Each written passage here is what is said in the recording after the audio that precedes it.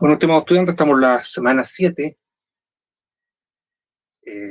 Este ejercicio lo efectuamos la semana anterior. Lo vamos a hacer de nuevo, pero esta vez vamos a analizar algunos aspectos relacionados a qué régimen tributario podría escoger este contribuyente, cuáles no, y también vamos a analizar desde un punto de vista teórico, legal, de por qué no puede aplicar, por ejemplo, la franquicia o beneficio tributario del artículo 14 letra E, alias incentivo al ahorro, eh, considerando el volumen de sus ventas. Entonces, analicemos primero esto.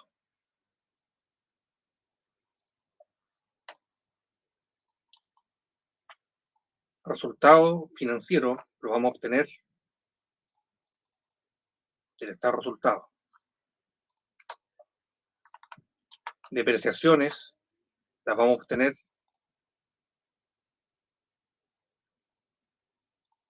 del resumen que está acá.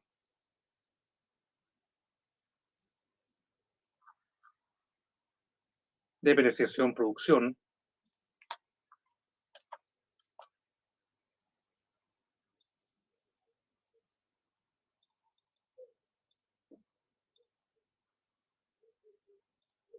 Depreciación área comercial y administración.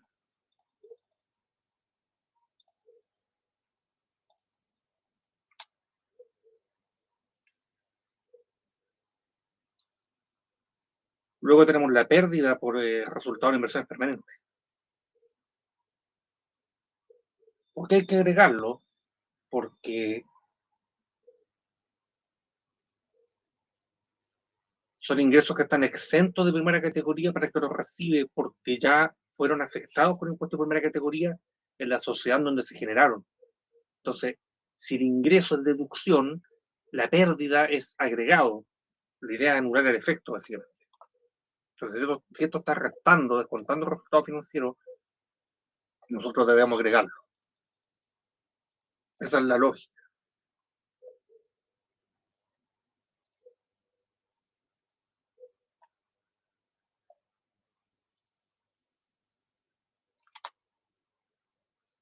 Por impuesto a la renta sobre base financiera también debemos agregarlo.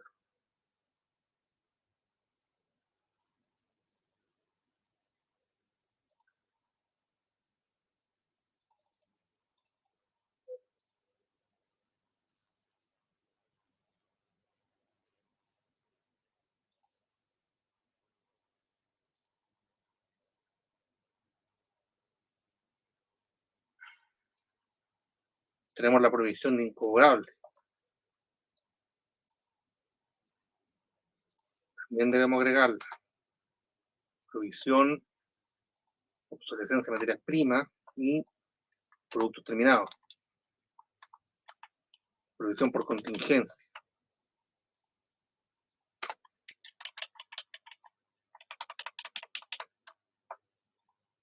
Todas las provisiones que aparecen hay que agregarlas, porque son gastos que son simples estimaciones y todavía no se han pagado.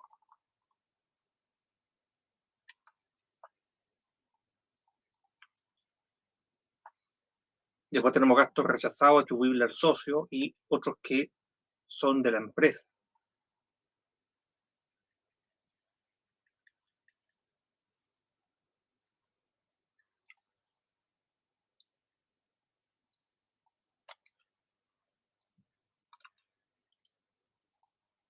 Y aplicarle los factores de corrección monetaria correspondientes cada mes.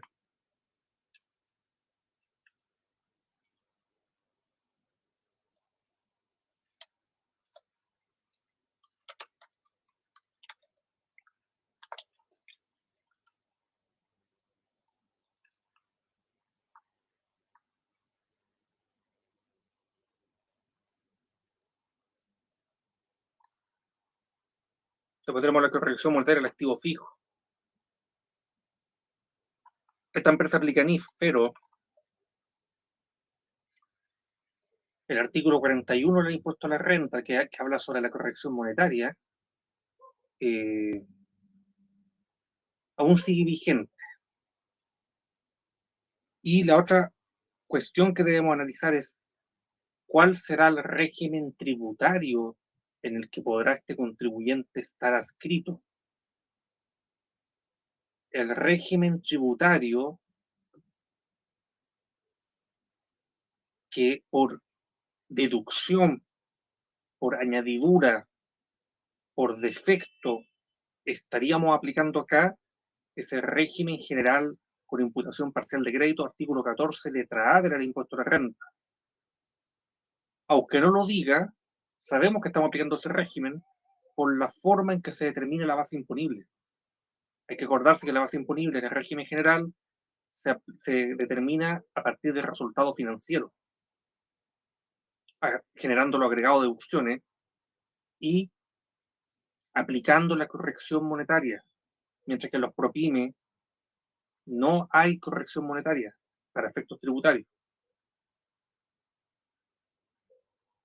Entonces, sin que nos digan nada, nosotros sabemos que estamos con el régimen general. ¿Por qué? Porque el formato que nos están dando de RLI es este, en donde hay corrección monetaria, en donde hay agregado deducciones, en donde se parte del resultado financiero. Ahora la gran pregunta es, ¿y por qué debe aplicar el régimen general y no puede optar por los ProPyme?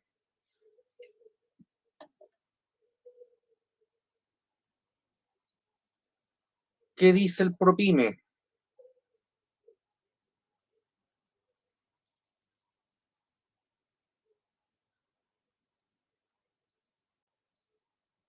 Los ingresos brutos de los últimos 3 años no podrán exceder de las 75.000 UF promedio, pero podría excederlo, pero en ningún caso un año visto de forma aislada, o un año, un periodo, no podría ser nunca superior a 85.000 UF. O sea, basta con que un año sobrepase el 85 y ya estamos afuera.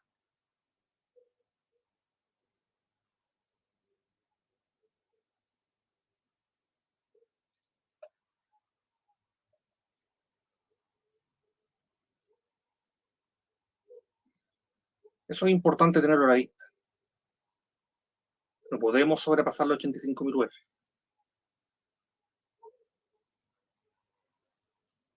De ingresos.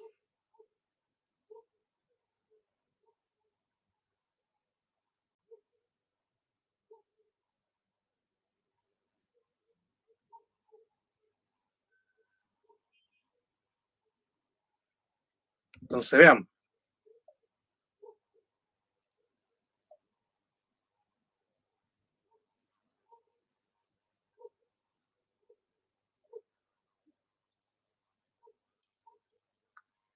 Supongamos que estos fueran los ingresos. Lo vamos a dividir el valor de la UTM al 31 de diciembre de 2024.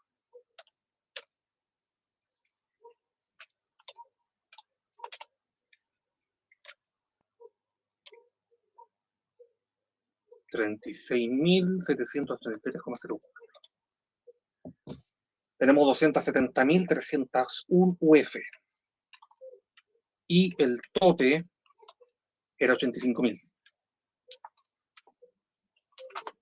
Por lo tanto, estamos obligados a, entre paréntesis, optar, en el fondo, no podemos elegir básicamente, por el régimen general del artículo 14, letra A de la ley de impuestos a la renta. No podemos elegir. Ustedes ya a lo largo de los años saben que básicamente lo que uno hace es ver si cumple con los requisitos de los ProPyme. Si no cumplo con los requisitos de los ProPyme, por default, por defecto, por conclusión, habrá que entonces aplicar las reglas del régimen general del artículo 14 detrás, con la imputación parcial de crédito, o, dicho de otra forma, el parcialmente integrado, porque no puedo usar el 100% del crédito por impuesto de primera categoría en contra del regular complementario. Tengo que restituir el 35% cuando tenga que tributar con impuestos finales a nivel de la renta de los socios o accionistas o de la empresa individual.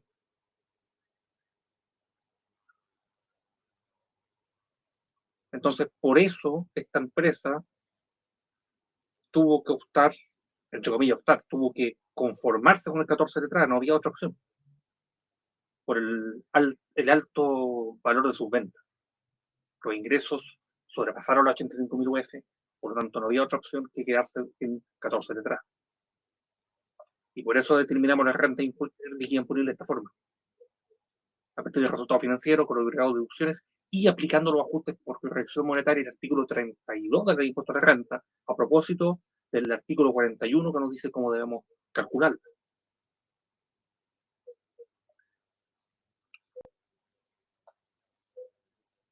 O sea, básicamente ese es el origen de por qué hacemos esto.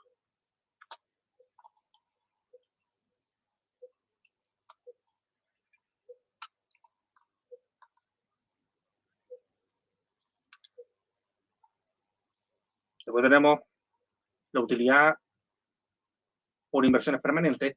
Esta utilidad ya pagó el impuesto de primera categoría en la sociedad en que se generó, por lo tanto, si no la deducimos de la determinación de la renta líquida imponible, lo que estaríamos haciendo es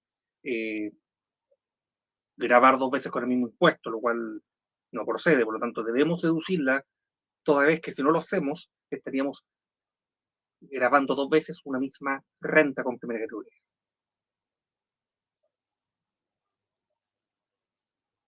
Tenemos la utilidad de inversiones permanentes. Después tenemos el impuesto diferido que está como ganancia.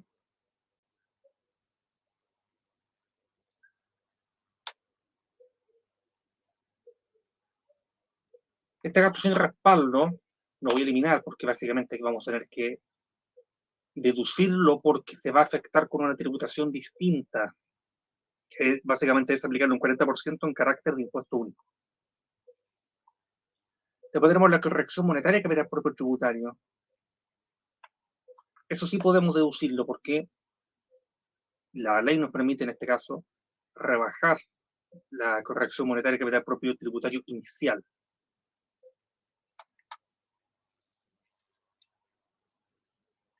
Y la pérdida, o sea, la depreciación tributaria que está en el artículo 31, número 5 del impuesto de renta. Esta depreciación tributaria calculada sobre el activo fijo a valor tributario, aplicada a su corrección monetaria y dividido por la vida útil según tabla de impuesto interno, sí podemos rebajarla. A diferencia de las depreciaciones financieras que tuvimos que agregarlas. ¿Dónde sacamos esta información? Del auxiliar de activo fijo tributario. Luego tenemos el caso del gasto sin respaldo, pero que afecta a toda la empresa. No es un gasto que se le atribuye al socio. Este va a afectarse con el impuesto único del 40% del artículo 21, inciso primero del impuesto a la renta. Son famosos gastos atrasados afectados al 40%. Gasto atribuible, o sea, gasto sin respaldo, los 563.750. Y acá vamos a tener el atribuible al socio que se va a afectar con grado complementario más 10%, 978.500. Y autosuma.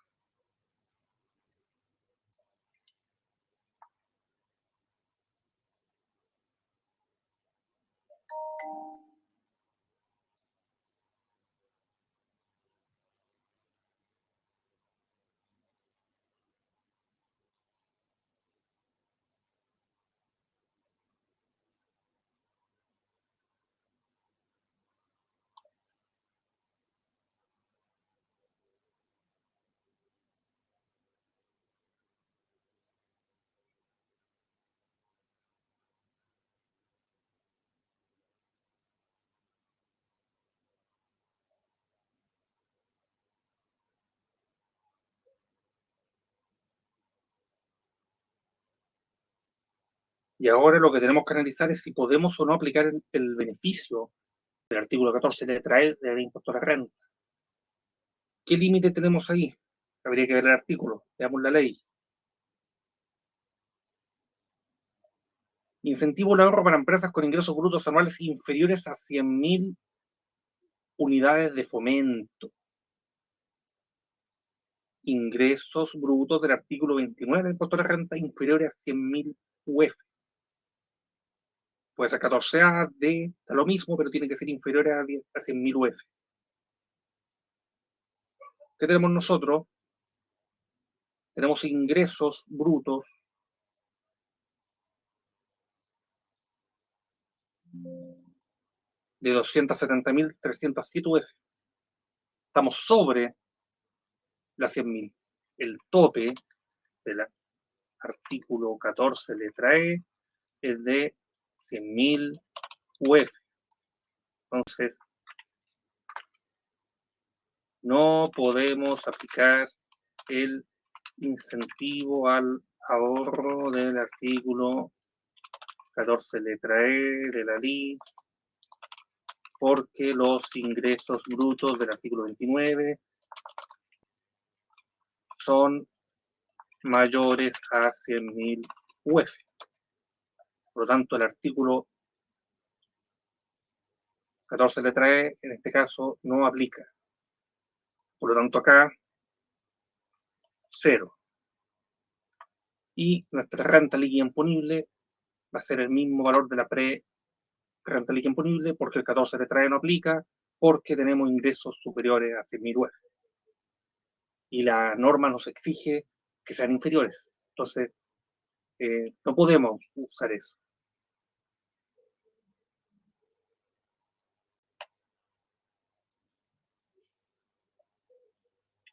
Pero entonces habrá que afectar con primera categoría a la RLI.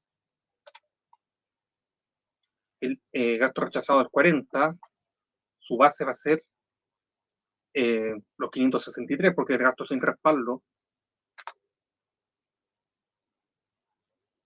Tenemos también el crédito del 33 bis.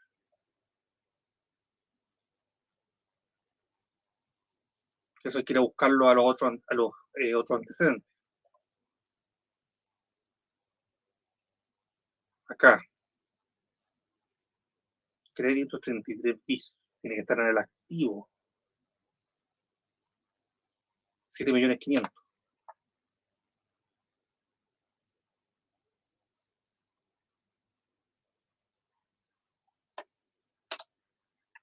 Tenemos los PPMs.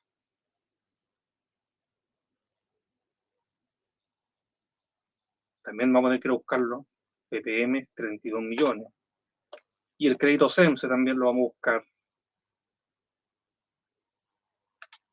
34.852.000.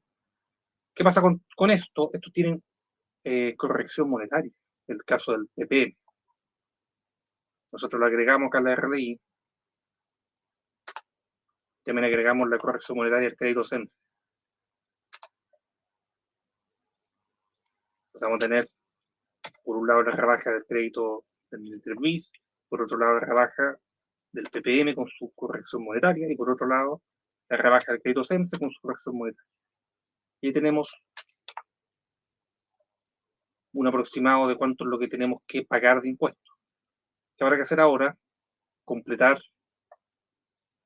el anverso del formulario y debiésemos llegar al mismo valor. Entonces aquí la base imponible en el código 1109 va a ser la RLI que nosotros determinamos.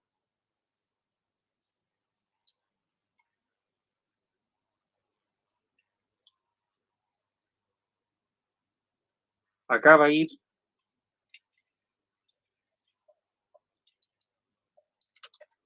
el 33 bis. Y acá vamos a tener base imponible por tasa más el crédito. Luego,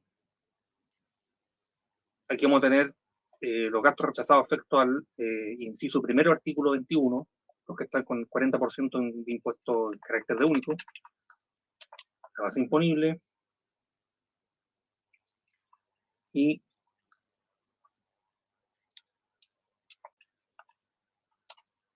el valor. Por otro lado, vamos a tener los ppm, debidamente actualizados, por lo tanto,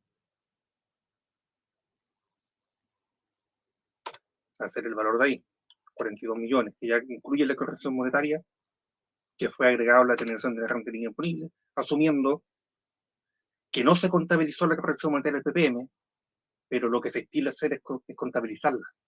Entonces, si ya contabilizamos la corrección monetaria del ppm, no debiésemos agregarla, así que ya está como ingreso en el resultado financiero. O sea, eso es importante igual que lo tengan a la vista.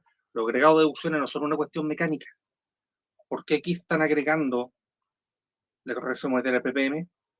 Si esto se agrega acá, es porque asumimos que no está en la contabilidad y no forma parte del resultado financiero.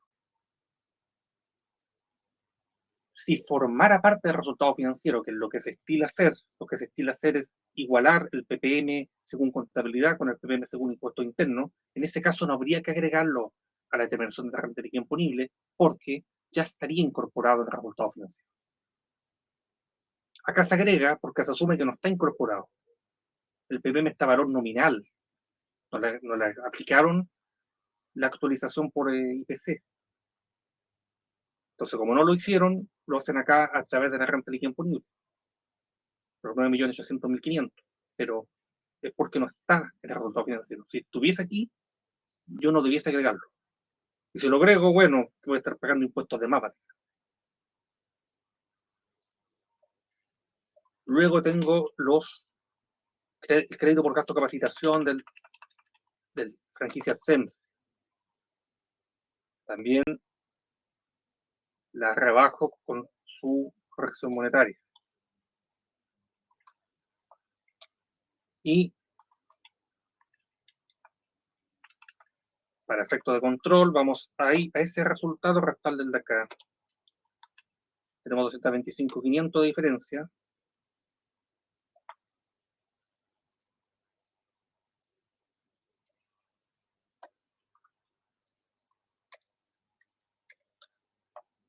Significa que acá seguramente no lo consideré, sí, tal cual. Y ahora la diferencia es 0. O sea, ese valor coincide con este valor. Y tendríamos listo el ejercicio. Pero es importante las conclusiones que podemos obtener de por qué aplica 14 letra A y no puede aplicar de 3 o de 8. O dicho de otra forma, ¿por qué no puede aplicar ProPyme? Y eso básicamente porque tiene ingresos altos. Es una empresa de ventas importantes.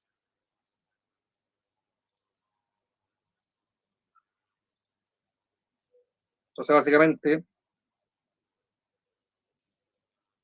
lo que hacemos es las ventas, transformarla en UF, y tenemos el tope de las 85.000 UF para poder permanecer en ProPyme o para optar a ProPyme. Tenemos más de 85.000 UF, por lo tanto estamos fuera del límite del ProPyme, por lo tanto estamos casados obligadamente con el 14 letra A.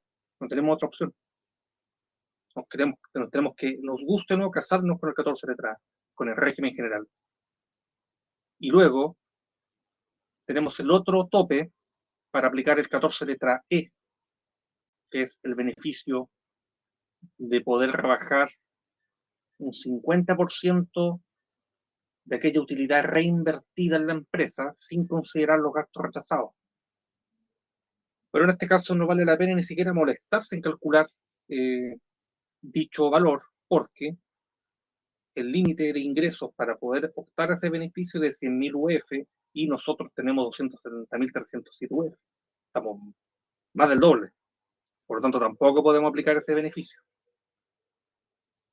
Y eso trae como consecuencia que tengamos que primero determinar la renta líquida imponible de esta forma.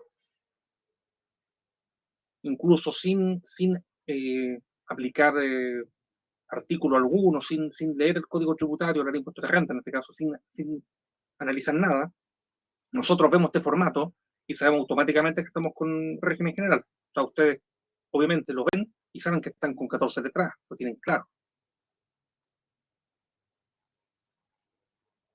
Pero el porqué es básicamente ese, porque estamos superando los 85.000 UF de ingresos. Tenemos 270.000 y fracción, por lo tanto, estamos casados con el 14 detrás. Y determinamos la renta líquida imponible de esta forma. Y aplicamos la corrección monetaria.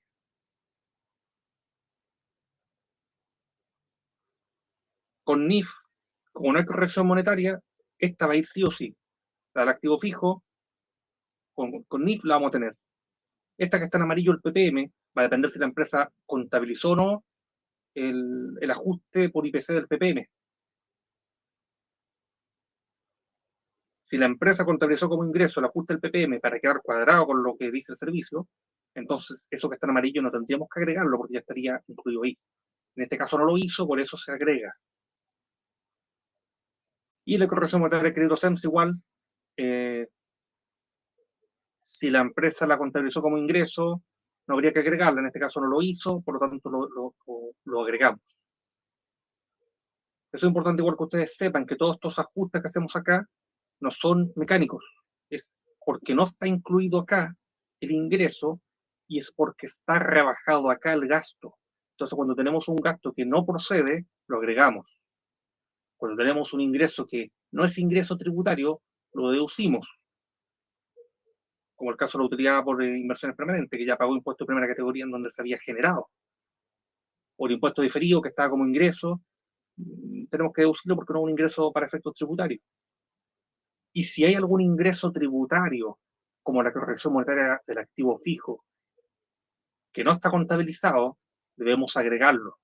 O sea, vamos a agregar gastos que no procede deducir y vamos a agregar aquellos ingresos tributarios que no están incluidos en el resultado financiero. Y vamos a deducir aquellos ingresos que no debiesen estar formando parte del resultado tributario por estar exentos de primera categoría o por estar no efectos, como el caso, por ejemplo, de las utilidades por inversiones permanentes, que ya pagaron el impuesto en donde se generaron, y vamos a deducir aquellos gastos que sí procede deducir, gastos aceptados desde el punto de vista tributario, deducciones que sí procede hacer desde el punto de vista tributario, pero que no están rebajadas de resultados financieros, como por ejemplo la corrección monetaria de capital propio tributario inicial. Con NIF, como no hay corrección monetaria, esta tampoco se contabiliza como gasto y por lo tanto debemos nosotros rebajarla, la depreciación de la renta líquida imponible. Y la depreciación tributaria, como tampoco se contabiliza, porque la depreciación que se contabiliza según criterio financiero, NIF 16, propiedad frente de equipo, o sección 17 de la NIF para pymes, con vida útil económica y valor residual y todo lo que dice la norma, como lo que se contabiliza es esa, que no procede para efectos tributarios y que es agregado en la determinación de renta líquida imponible, como esa es la que se contabilizó y esa después se agrega para efectos de netearla, debemos entonces deducir la tributaria porque la tributaria no se contabiliza, pero sí es gasto tributario. Entonces los gastos tributarios que no están contabilizados, deducción. Los ingresos financieros que no son ingresos tributarios, también deducción. Y luego tenemos el caso de los gastos rechazados, que se van a afectar por una tributación distinta. Ya sea que se afecten con el inciso 20, o sea, con el inciso primero del artículo 21, o sea, impuesto único al 40, o se afecten con global más 10, inciso tercero del artículo 21, cuando es atribuible al socio accionista o al empresario individual, también se deducen para efectos de control también. O sea, va a ser agregado y va a ser deducción. O sea que dicho sea de paso, significa que quedó aquí el gasto trabajando el resultado financiero, matemáticamente. Sí. ¿Por qué? Porque se van a afectar con una tributación distinta, una tributación especial. Por lo tanto, no se pueden afectar con primera categoría. Entonces terminan siendo igual un gasto que se terminó rebajando para efectos de primera categoría, para no afectarlo con primera categoría. Y después para efectos de control es agregado y después deducción. Pero porque se va a afectar con una tributación especial. Entonces, aunque esto sea sumar y restar y quede lo mismo, tengo que hacerlo igual para efectos de control. En caso de fiscalización, voy a tener que mostrar, mire, yo agregué los gastos rechazados del 21, instituto primero y tercero, y después los deduje. Y después lo registré en mi formulario. Bueno, el formulario va solamente a ver el 40 en el caso de la empresa, porque el otro lo va a ver el socio al que se le atribuye ese gasto rechazado, en aumentando su global complementario y pagando un 10% aparte de impuestos. Y esa sería nuestra sesión, que básicamente el mismo ejercicio de la semana pasada, pero con más explicación, con más teoría. Y espero esto les sirva para sus actividades formativas que van a tener esta semana, donde van a tener que también hablar sobre los regímenes tributarios y por qué tuvieron que elegir uno u otro. Aquí ya tenemos entonces la conclusión de por qué es 14 letra A, régimen general, por qué no puede optar por el PROPYME y por qué el caso del beneficio del artículo 14 letra E del impuesto de renta no lo puede tampoco elegir. Pero les sirva y también vayan analizando que la renta líquida imponible básicamente no es un, una cuestión mecánica, o sea, los agregados de deducciones tienen una explicación. Y por ejemplo, hacer el PPM es bastante factible que en donde ustedes trabajen lo cuadren con el servicio, lo contabilicen como ingreso y por lo tanto no habría que agregarlo, esa corrección monetaria del PPM, porque ya está incluida en el resultado financiero. Es posible que se den también ustedes con esas situaciones de práctica. Y es importante igual que analicen que esos agregados de opciones tienen siempre un motivo, un porqué, no es mecánico. Así que eso les deseo una excelente semana, lo que queda de ella, y nos veremos el misma hora, mismo día, si todo marcha como dice marchar. Así que te deseo éxito en sus actividades y que estén muy bien.